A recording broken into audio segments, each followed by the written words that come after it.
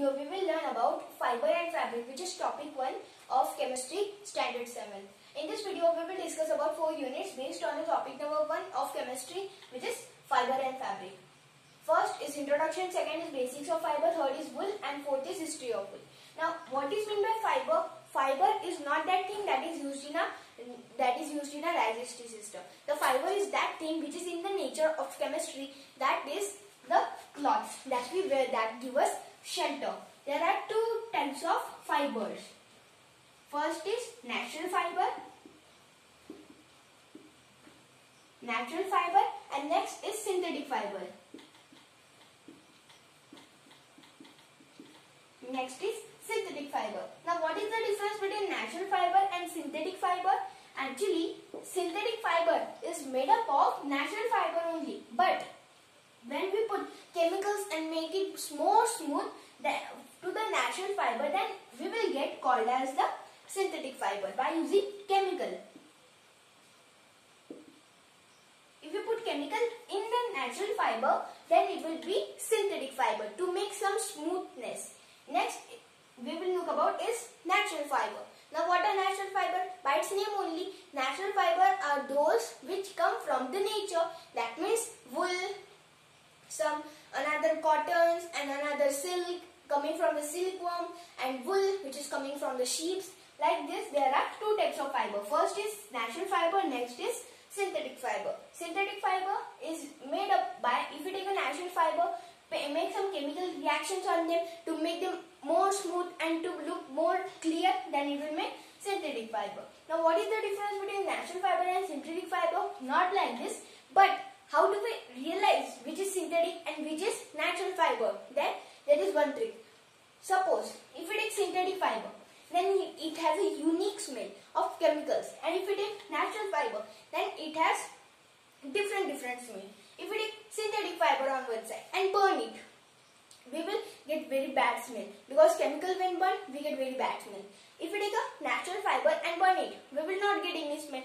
That's the difference between natural fiber and synthetic fiber. And to realize which is natural fiber and which is synthetic fiber, next we will see about basics of fiber. In basics of fiber, we will learn that wool, silk, and some processes that are used to put out seeds from the cotton to get cotton fiber. Without the seed to make our cloths.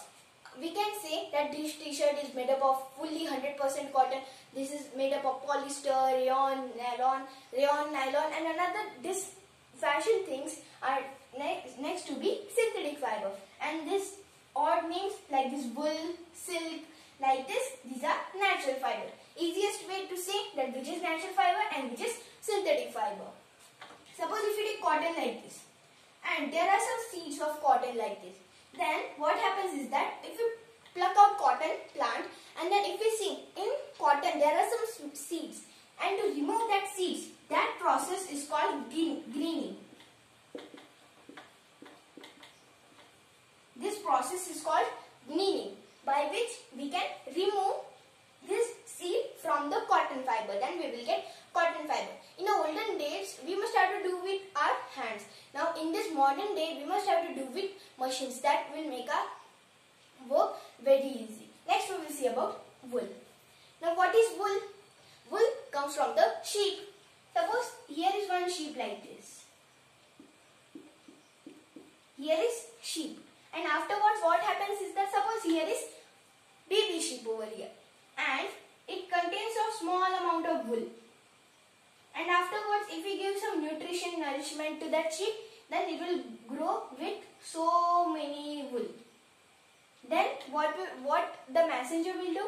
He will come and then he will take one machine like this and then pull out to get some cloths made up of wool to get our sweaters which are used in winter seasons. Then the bad thing about sheep is that they remove that wool with the skin of the sheep also.